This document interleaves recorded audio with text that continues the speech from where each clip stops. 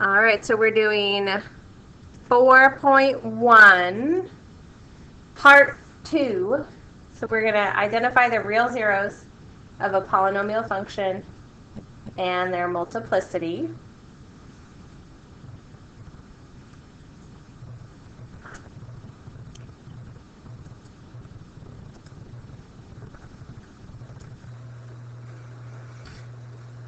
All right, so a zero is, and you guys don't have to write this down.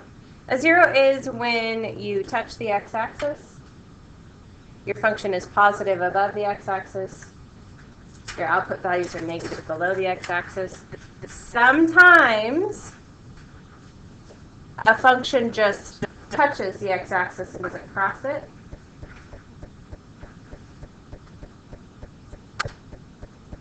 Okay. So if f is a function and r is a real number, for which f of r equals 0, then r is called a real zero of f. Being a real number, and it makes the function equal to 0. We also call them things like roots and solutions. That's the previous terms we've used for when our function is equal to 0. So r is called a real zero. As a consequence of this definition, the following statements are equivalent. R is a real zero of a polynomial function. R is an intercept of the graph of f. Number 3 is probably mathematically the most important part. X minus r is a factor of f. So if you can find the zero, or the then you can write a factor of your polynomial, x minus r. And then r is a solution to the equation f of x equals 0. All 4 things, true, true, true. Okay, so here's what they're going to throw at you, and we have to put together a little polynomial. So we know we have a polynomial of degree 3.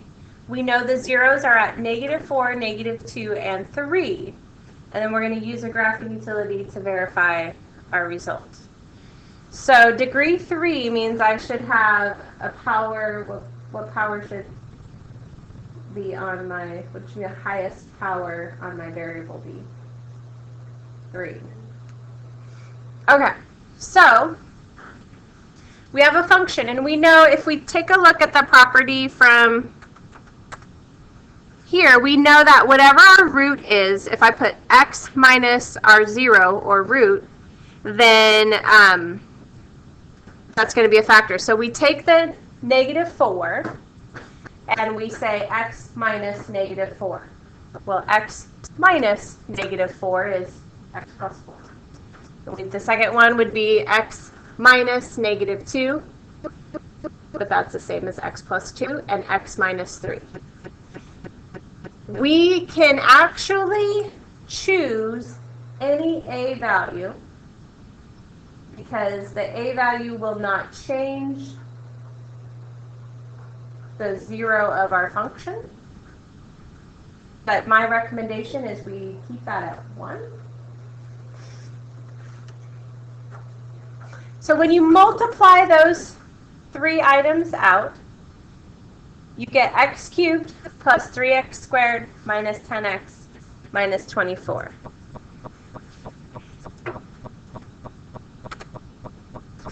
All right, we're going to let a equal 1, and then we're going to put it in our graphing calculator just to double check that all of our zeros end up in the correct spots. So we have, this is a third power, so it's kind of got that swimmer shape. It comes up, that has a swoop in the middle, and then comes, goes off into positive infinity land. Then if you put a negative in front of it,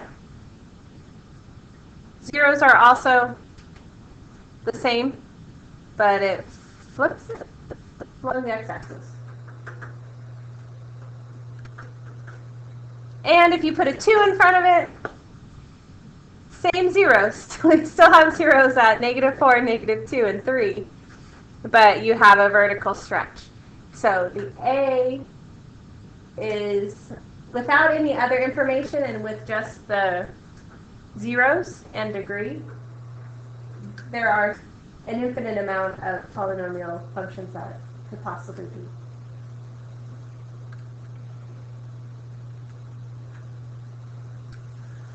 All right, if x minus r to the m is a factor of a polynomial f, and x minus r to the m plus 1 is not a factor of f, then r is called a zero of multiplicity m of f. I know that sounds crazy, but the reality of it is a little bit easier.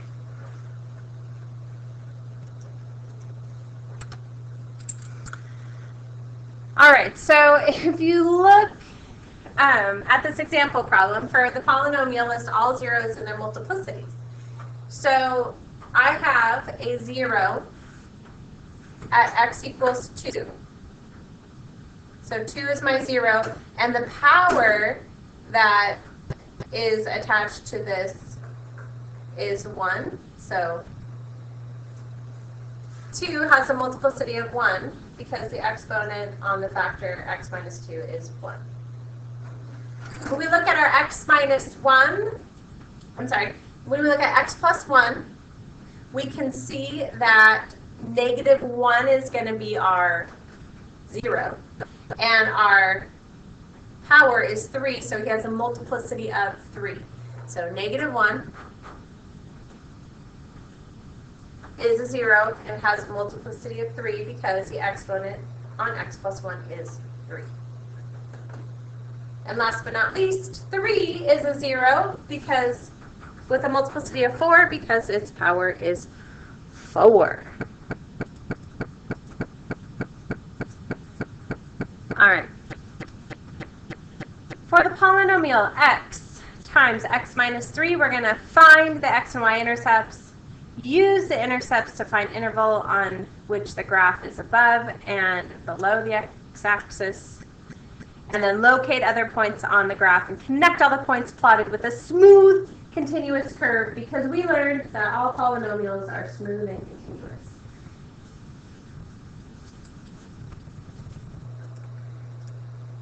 Okay, so the x-intercepts are where x times x minus 3 squared equals 0, or when x equals 0 and x minus 3 squared equals 0. So we definitely know that 0 is an x-intercept, is a y-intercept, no, I don't know, right, is an x-intercept, and 3 is an x-intercept. My y-intercept is what we get when we plug in 0 for x. And when we plug in 0 for x, we get 0 times 0 minus 3 squared, which is 0.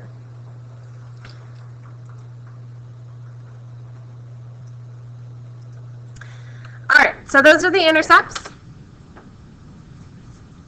We use our zeros to find our test points.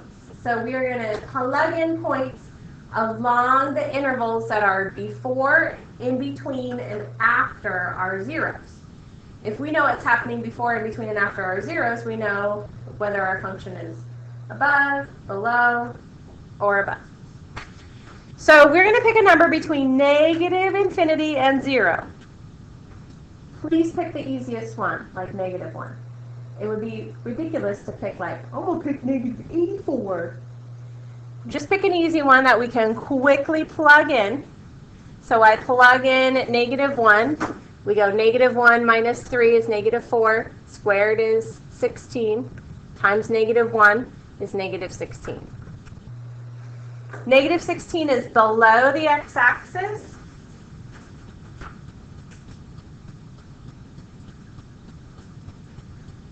So that means all my values leading up to that 0 are going to be below the x-axis. And we can include the point -1, -16 on our graph. All right, so now we need value. We need to figure out what our graph is doing between 0 and 3. The easiest number between 0 and 3 is 1. We plug in 1, and we got 1 minus 3 is negative 2. Negative 2 squared is 4. 4 times 1 is 4. 4 is above the x-axis.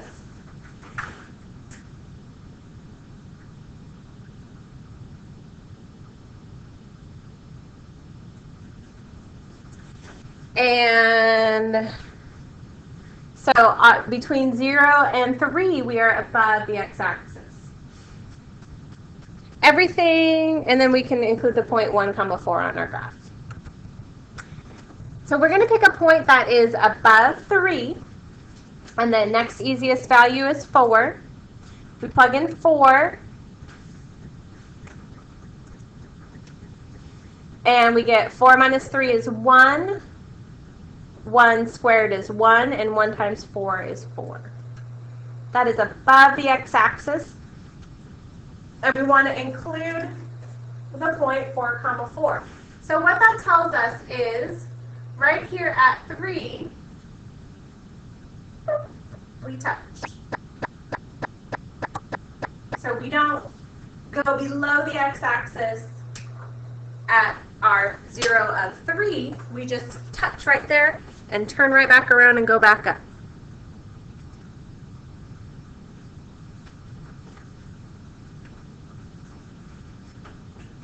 So go ahead and sketch that graph on your paper. If R is a 0 of even multiplicity, so that means 2, 4, 6, 8 evens, the sign of f of x does not change from one side to the other. The graph touches the x-axis at R. So if you have an even multiplicity, you're just going to touch right there and turn right around and go back up.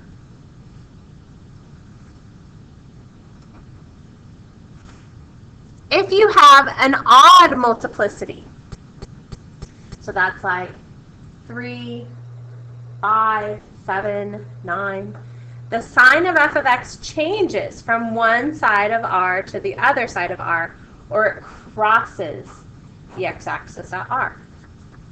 So if your multiplicity is even, you just tap and go back the way you came. If it's odd, you cross.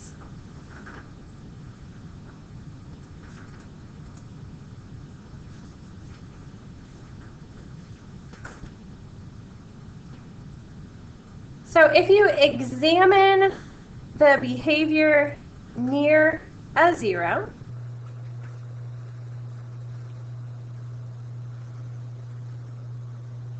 you look at what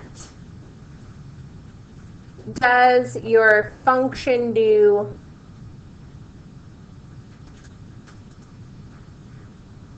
so near 0, you behave similar to the multiplicity factor. So because at 0, it's similar to, so we FOIL this out. It's pretty, the shape is pretty similar to negative 2x squared. And at 2, we're pretty similar to the line. Right around the 0, we're pretty similar to the line at 4x minus 2. Pretty similar. So as you get closer to a 0, you resemble the shape of the multiplicity. Not huge important. Just a note, a side note. All right, so the multiplicity of a real 0 determines whether the graph crosses or touches the x-axis at a 0. We checked. The behavior of the graph near a real 0 determines how the graph touches or crosses the x-axis.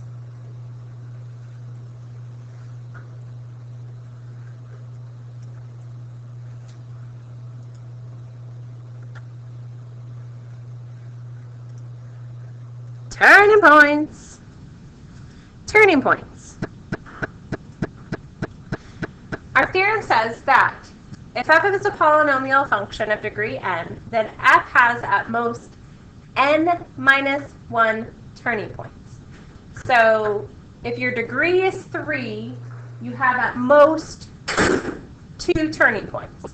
If your degree is 7, you have at most 6 turning points.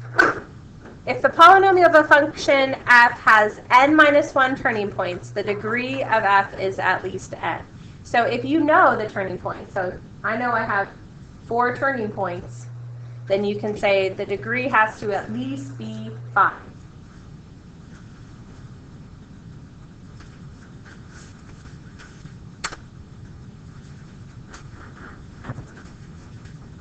So you can graph stuff on your calculator and trace the curve to see where your turning points are. So you're arrowing from left to right, and you see that, oh,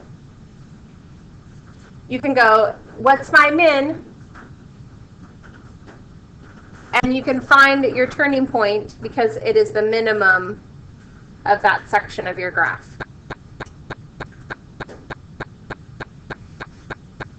Okay.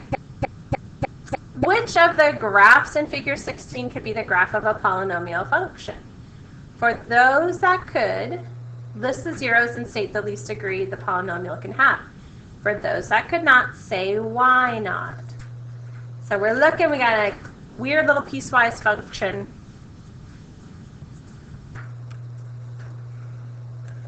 This graph cannot be a polynomial function because we have a gap at -1, and our polynomial function has to be continuous with no gaps or holes. Easy, right? All right, this guy. He is a function.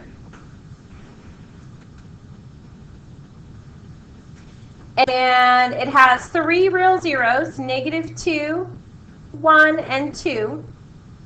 And the graph has 2 turning points, so the degree has to be at least 3. And you can see the turning points here. It goes, turns, and then turns. So there's 2 turning points.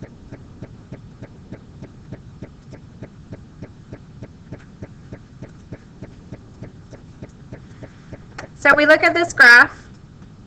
We know that it is not a polynomial function. He's got a weird little pointy thing. Graph is always continuous and smooth. This guy, all right. It could be, it's got 2 real zeros, and then we'll look here, it's got 1, 2, 3 turning points, so it's got to be at least a 4th degree. All right, and behavior. So when you go really negative or really positive, so we're plugging in like 1 million or we're plugging in like -1 million, everything else in your polynomial is going to go away except your first highest degree term. That's what this says. So if you look for large values of x, either positive or negative, the graph of the polynomial f of x equals a sub n, x to the n, plus a sub n minus 1, x to the n minus 1, all the way down to a0. These guys are going to be negligible. The end behavior is going to behave just only like the first term. So all your changes, your switchy roonies, everything that happens in the middle happens, that's fine. But the end behavior, what happens, you know, on the left and to the extreme left, extreme right, is going to match that first term.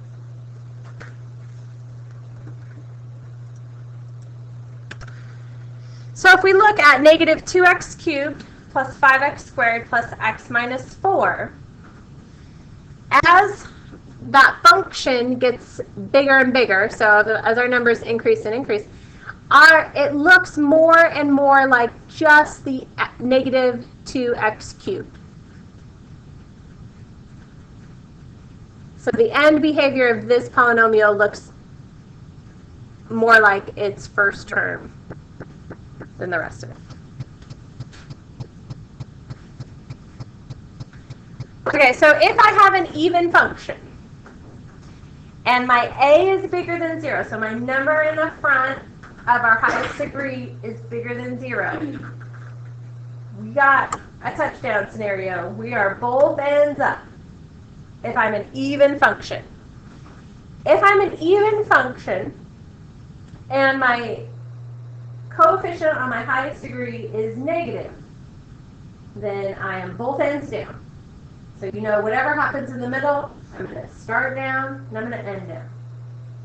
So this is like we were doing parabolas. If we were negative in front of the parabola, we're frowny face. If we were positive in front of the parabola, we're smiley face. It's the same with polynomial functions that are even. And behavior is going to be up and up if it's greater than 0, down and down if it's negative coefficient. If I have an odd degree polynomial and my a is greater than 0, so I don't have the negative rocking out, then I'm going to start negative and end positive. So it's going to come up from negative land, do its thing, and end in positive land. If I have a negative in front of that, then it switches it. I'm going to start above in positive land, do my thing in the middle, and shoot down to negative land. So those are for odd degree polynomials. All right, so when we look, which of these graphs out of these 4 could be the graph of x to the 4th plus 5x cubed plus 5x squared minus 5x minus 6. So we have an even degree, and the coefficient in front of that degree is positive. So that's down. So the graph that could be it, definitely not D, because D is down.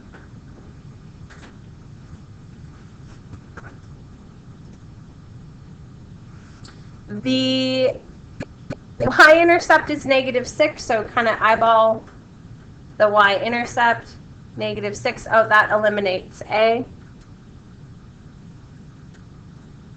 Degree 4, so it can turn at most 3 times. So we go 1, 2, 3. That's good. 1, 2, 3, 4, 5. Oh, that eliminates that one. And the end behavior is like x to the 4th, both ends up. So that eliminates that one. So it's just B.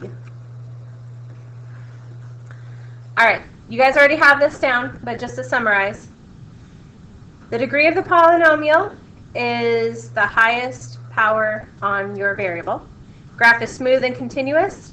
Number of turning points is your degree minus 1. If you have an even multiplicity, then you touch there. If you have an odd multiplicity, then you cross there.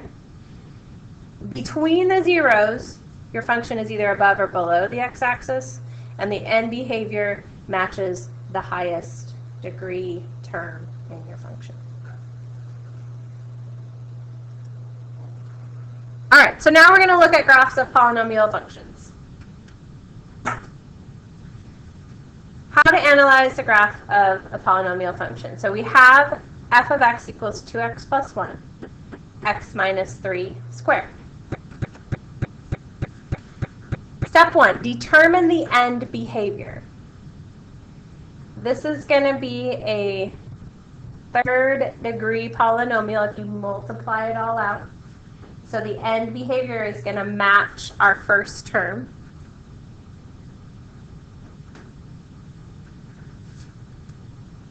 So when we multiply that all out, our first term is 2x cubed.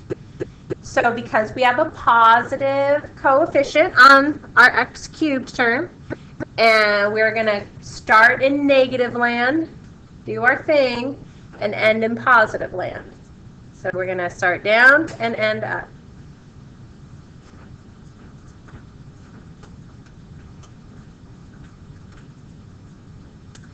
The polynomial function f is of degree 3. The graph of f behaves like y equals x cubed for large values of x. So that means it's going to look similar to this. It's going to be negative, and it's going to end positive. Can't wait for step 2. X and y intercepts. Well, we're going to have the x-intercepts when our function is 0, and our y-intercept when we plug in 0. So we get 0 plus 1, which is 1, and 0 minus 3 squared, which is 9, and then 1 times 9 is 9. X-intercepts is when our function is equal to 0. So I split that into its two components when 2x plus 1 is equal to 0, and when x minus 3 squared is equal to 0. And I get x is equal to negative 1/2, or x is equal to 3. So the x-intercepts are at negative 1/2 and 3. And my y-intercept was at, when x is equal to 0, y is equal to 9.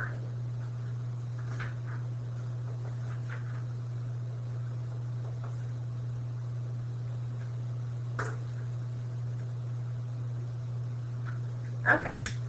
I'm just updating my graph. Determine the zeros of the function and their multiplicity. Use this information to determine whether the graph touches or crosses the x-axis at each intercept. So we know at negative 1/2 we have a multiplicity of 1, so we cross that at negative 1/2. And we know at 3 we have a multiplicity of 2, so we just touch there. So it's going to look cross at 1/2, go up to my y-intercept, come back down, touch at 3, and bounce back.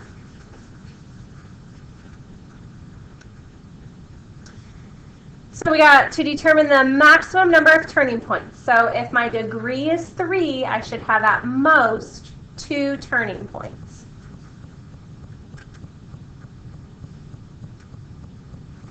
The end behavior of the graph, it's an odd function. It starts at negative land and ends in positive land. Near negative 1/2, the graph of the function looks like 2x plus 1 times 25/4, or 25 over 2x plus 25/4. So that looks like a, your slope is pretty steep here. So it looks like a pretty steep line. If you look at my graph that I drew, pretty steep line over there. And you have a slope of 25/2.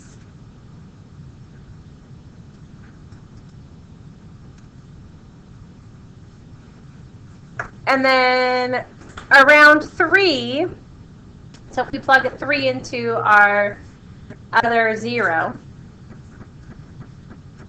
we look like 6 plus 1 is 7. So our graph kind of looks like 7 times x minus 3 squared. So a parabola shape, but it's got a vertical compression, so it's kind of a skinny parabola over there. And it opens up.